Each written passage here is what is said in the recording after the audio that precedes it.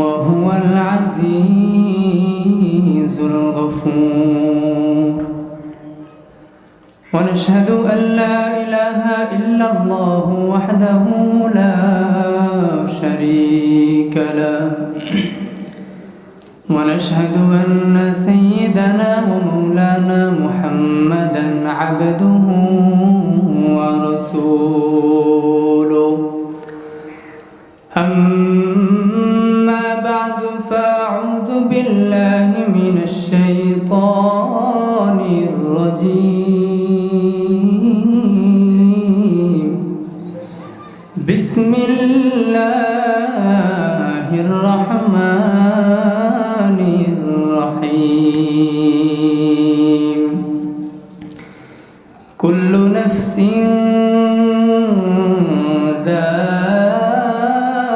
ذائقة الموت. وقال رسول الله صلى الله عليه وسلم: يتبع الميت ثلاثة: فأهله وماله وعمله. يرجع اثنان ويبقى واحد. يرجع أهله وماله ويبقى واحد. أو كما قال النبي عليه الصلاة والسلام: صدق الله مولانا العظيم وصدق رسوله النبي الأمي الكريم.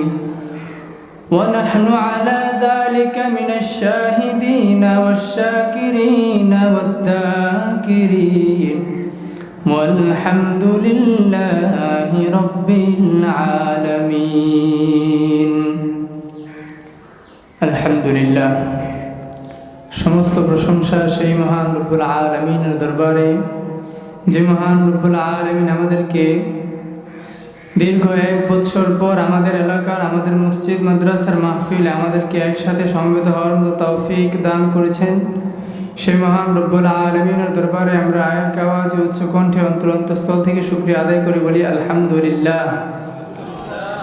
দেখেন, আল্লাহ তাআলা কুরআনুল কারীমে বলেছেন, কুল্লু নাফসিন যায়িকাতুল মাউত। প্রত্যেক প্রাণীকেই মৃত্যুর স্বাদ গ্রহণ করতে হবে।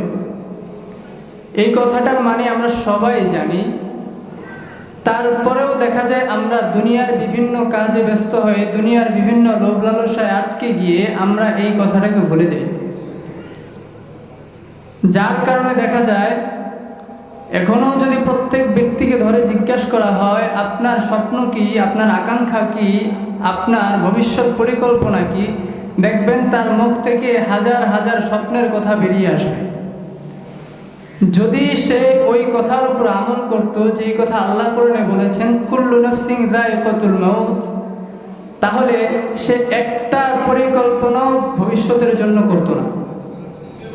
কারণ তার মাথায় থাকতো, আমি তো একটু পরেই মারা যেতে পারি, ঠিক না? এই যে নিঃশ্বাস আমি ফেলছি, এটা আবার উঠানোর মতো ক্ষমতা আমাকে আমার আল্লাহ দেননি, আল্লাহ তাআলার অনুমতি ব্যতীত। অর্থাৎ আল্লাহ তাআলার হুকুম ব্যতীত আমরা আমাদের এই নিঃশ্বাসকে উঠানামা করতে পারবো না। আল্লাহ তাআলা আমাদেরকে হুকুম দিয়েছেন, আল্লাহ তাআলা অনুগ্রহ করেছেন, বিধায় আমরা এটা পারছি। কিন্তু এরপরেও দেখা যায় আমরা দুনিয়ার মোহে পড়ে, দুনিয়ার বেড়াজালে পড়ে হাজার হাজার স্বপ্ন বুনি, ঠিক কিনা? আল্লাহ তাআলা স্পষ্টভাবে কোরআনে বলেছেন যে মানুষ চাইলেও এই মৃত্যু থেকে রেহাই পাবে না। দেখেন, আমি একটা ঘটনা বলি।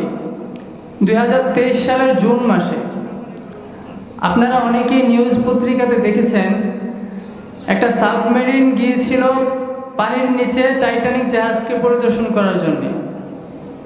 সেই সাবমেরিনের ভিতরে লোক ছিল 5 জন। 5 জনই ছিল বহুত বড় বড় শিল্পপতি, এক একজন ইঞ্জিনিয়ার ছিল, এক একজন বিজ্ঞানী ছিল। তো সেই 5 জন ব্যক্তি সেই টাইটানিককে পরিদর্শন করার জন্য গিয়েছিল। প্রত্যেকেই প্রায় 10 লক্ষ টাকা করে খরচ করে। প্রত্যেকের জনপ্রতি কত টাকা খরচ? 10 লক্ষ টাকা। এই 10 লক্ষ টাকা খরচ করে গিয়েছেন টাইটানিক দেখার জন্য। কিন্তু সেখানে যাওয়ার পরে সেই সাবমেরিন বাস্ট হয়ে তারা সবাই সেখানে মারা গিয়েছে।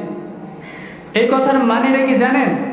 আল্লাহ কোরআনে স্পষ্ট বলেছেন যে তোমাদের মৃত্যু যেখানে লেখা আছে তোমাদেরকে সেখানে যেতেই হবে। আইনামা তাকুনু ইউদরিকুমুল মাউতু ওয়ালাউ কুনতুম ফি বুরুজিম মুশাইয়াদা। আল্লাহ কোরআনে বলেছেন যে তোমাদের মৃত্যু যেখানে লেখা আছে তোমরা সেখানেই যেতেই হবে, এমনকি সেটা যদি ফি বুরুজিম মুশাইয়াদাও হয়ে থাকে তোমাদেরকে সেখানেও যেতে হবে। তোমরা যেখানেই থাকো তোমাদেরকে সেখান থেকে পাকড়াও করাই হবে। আবার দেখা যায় আমরা মৃত্যু থেকে পলায়ন করার জন্য চেষ্টা করি। ওই যে আগের কথাটা বললাম, তারা সেখানে 10 লক্ষ টাকা খরচ করে গিয়েছে, কারণ কি? তাদের মৃত্যু লেখা ছিল সেই সমুদ্রের নিচে। তো তাদের মৃত্যু সেখানে লেখা ছিল বিধায় তারা নিজ টাকা খরচ করে আল্লাহ তাদেরকে সেখানে নেওয়াইছেন, ঠিক না? তো আবার দেখি আমরা আরেক দল লোক থাকে যারা, আরেক দল বলতে কি আমরা সবাই মৃত্যু থেকে পলায়ন করার চেষ্টা করি, কিন্তু মৃত্যু থেকে পলায়ন করার চেষ্টা দুনিয়ার শুরু লগ্ন থেকে এই পর্যন্ত যারাই চেষ্টা করেছে কেউ কি পেরেছে? যেখানে আল্লাহ তাআলার সবচেয়ে প্রিয় ব্যক্তি, সবচেয়ে পেয়ারা নবী, সবচেয়ে হাবিব আল্লাহ তাআলার মাহবুব যিনি রাসূল আকরাম সাল্লাল্লাহু আলাইহি ওয়াসাল্লাম, তিনিও যেহেতু এই দুনিয়াতে থাকতে পারেননি, আর কেউ থাকতে পারবেন না। আল্লাহ বলেন কোরআনের মধ্যে, আল্লাহ বলেছেন তোমরা যদি মৃত্যু থেকে পলায়ন করো তাহলে তোমরা সেটা থেকে রেহাই পাবে না। স্পষ্টভাবে আমরা দেখি ভারত উপমহাদেশের অনেক বড় বড় সম্রাট ছিলেন, ইটালিয়ান অনেক সম্রাট ছিলেন, মোগল সম্রাটরা ছিলেন, তাদের ইতিহাস পড়লে দেখি আমরা সেখানে তারা মানুষদেরকে, ডাক্তারদেরকে, যারা বড় বড় যাজক থাকে তাদেরকে অফার করে বলেছে যে আমার হায়াত 1 মুহূর্তের জন্য লম্বা করে দিতে পারবে, যে আমাকে মৃত্যু থেকে বাঁচাইতে পারবে, আমি আমার সম্পদ থেকে, আমি আমার রাজত্ব থেকে অর্ধেক তার জন্য বরাদ্দ করে দিয়ে দিব। কিন্তু দেখা গিয়েছে যে তারা তাদের 1 মুহূর্ত হায়াত লম্বা করতে পারেনি, যার জন্য শেষ পর্যন্ত সেই রোমান সম্রাটরাও বলে গিয়েছিল যে শুনে রাখো, দুনিয়ার যত বড় বড় বাদশা আছো, দুনিয়ার যত বড় বড় ডক্টর আছো, তোমরা সবাই মনে রাখো তোমরা যে যত বড়ই কিছু হও না কেন তোমাদেরকেও একদিন এই ঘাটে উঠতে হবে। তো যাই হোক, এই মৃত্যু সম্পর্কে আমরা সবাই জানি, আমাদেরকে দুনিয়া থেকে যেতে হবে এটাও সবাই জানি, কিন্তু যাওয়ার জন্য প্রস্তুত কতটুকু? আমাদের এই দুনিয়া থেকে যাওয়ার জন্য আমাদেরকে প্রস্তুতি নিতে হবে কিনা? রাসূল সাল্লাল্লাহু আলাইহি সাল্লামের হাদিস আপনাদের সামনে পাঠ করেছি। হাদিসের মধ্যে আছে যে মানুষ যখন মৃত্যুবরণ করে তার কবর পর্যন্ত তার সাথে 3টা জিনিস যায়, তার পরিবার যায়, তার সম্পদ যায়, তার আমল যায়। এই 3টা জিনিস থেকে 2টা জিনিস ফিরে আসে। কয়টা জিনিস ফিরে আসে?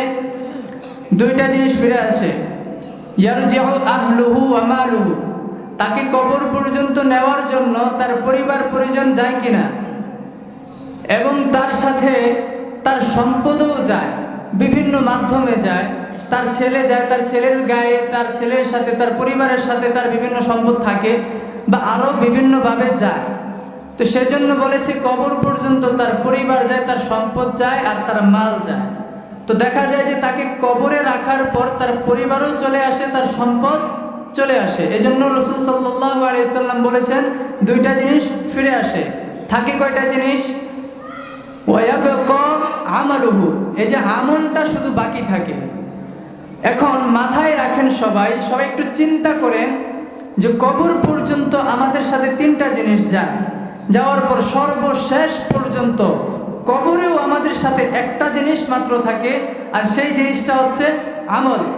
এখন সবাই চিন্তা করেন, যেই জিনিসটা আপনার সাথে কবরে থাকবে, যেই জিনিসটা আপনার সাথে হাসরে থাকবে, যেই জিনিসটা আপনাকে জান্নাত পর্যন্ত নিয়ে পৌঁছাবে, সেই জিনিসটার জন্য মেহনত করবেন, সেই জিনিসটার জন্য জীবন ব্যয় করবেন, নাকি যেই জিনিসটা কবর পর্যন্ত যে চলে আসে, দুনিয়াতেই থেকে যায়, সেটার জন্য চেষ্টা করবেন?